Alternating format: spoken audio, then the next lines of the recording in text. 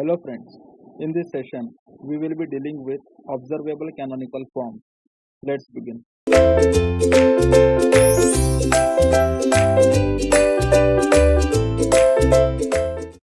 Yes, so now we will be considering the same transfer function t of s, which is equal to, yes, we know it is b0 into s to the power n plus b1 into s to the power n minus 1 plus, right, plus, and it keeps on going and we get bn minus 1 into s. We have already talked about it in detail, right, upon bn divided by, it is the same transfer function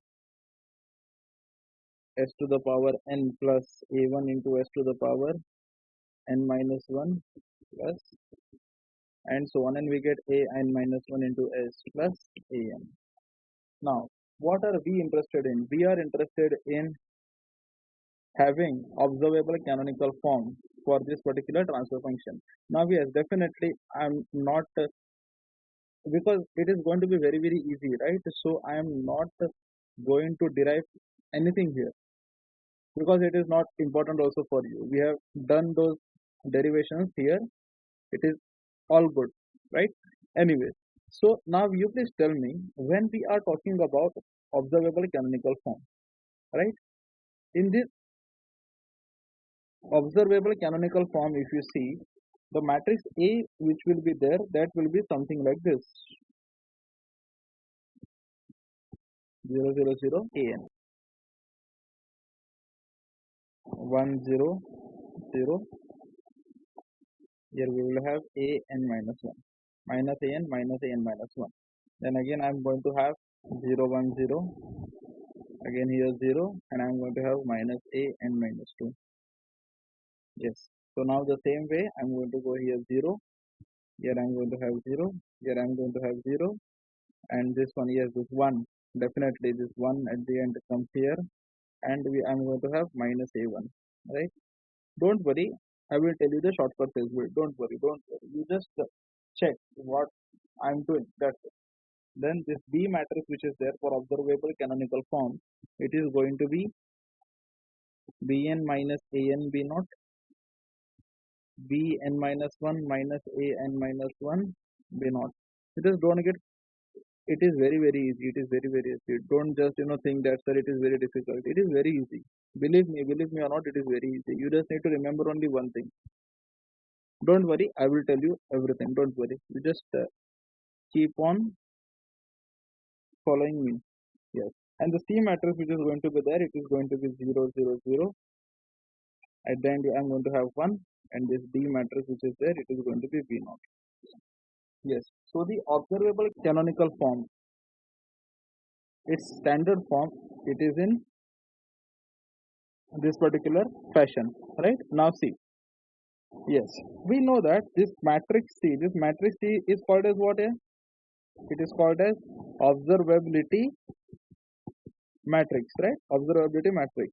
Now for observability matrix, just see here, only see, everywhere it is 0, everywhere it is 0, just only one state, that is the last state is 1, which means it is going to observe the last state, observe the last state only, observe the last state only. This is the reason it is called as observable canonical form, also called as OCF. If you remember, in case of CCF, we had this C, right? Yes, in case of CCS, I told you that we have this matrix B, which is also called as controllability matrix, and there we had 1 at the end.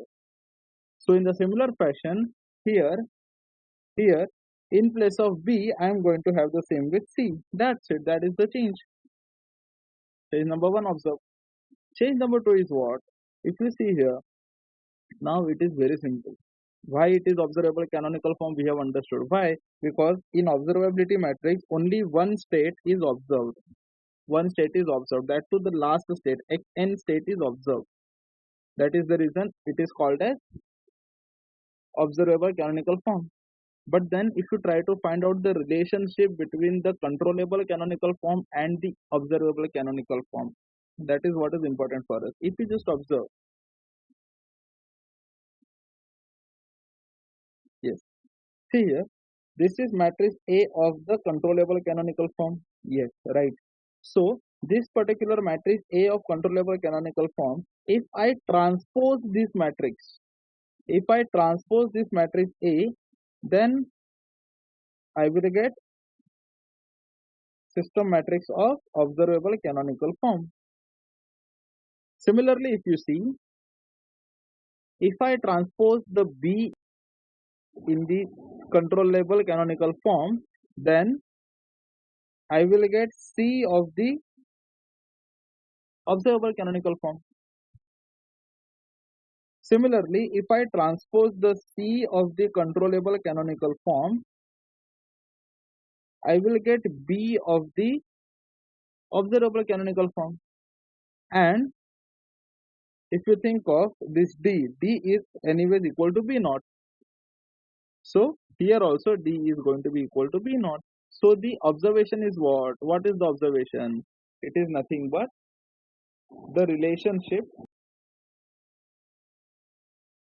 between controllable canonical form and observable canonical form. Now why this is important? If you just see by observation, we said that system matrix of observable canonical form OCF, A matrix of OCF, it is equal to A transpose of CCF. Means the system matrix A of a CCF, if you just take transpose of that, you will get A of OCF, right? Similarly, B of OCF is equal to C of CCF, rather C transpose of CCF. Similarly, if you think of C OCF, then it is equal to what? BCCF transpose, and DOCF is nothing but DCCF. Now I am going to tell you is a shortcut. See here. Do you agree that this is the relationship between it? Yes, definitely. This is going to be the relationship, right?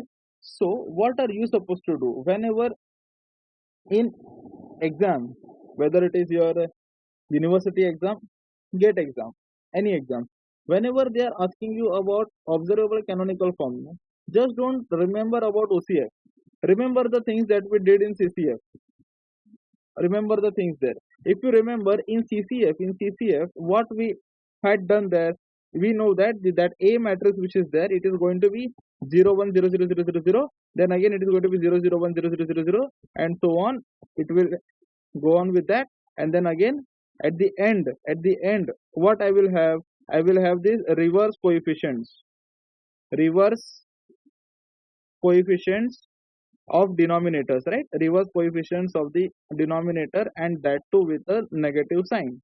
That is what is there with A, right? And in that case of previous case, if you see, when we were talking about B of CCF, if you think, it is equal to what? We know that yes, B is a controllability matrix, and we are talking about controllable canonical form. So only the last state has to be 1. That's it. And if you think of C there, what was C there? The C was what? Reverse of the numerator. Reverse of the numerator. We have seen that. Reverse of the numerator, right? And what about D there? D was equal to B0. If it is a proper transfer function, if it is a strictly proper transfer function, then it is going to be 0, right? So, yes. So now we have talked about observable canonical form as well. Thank you.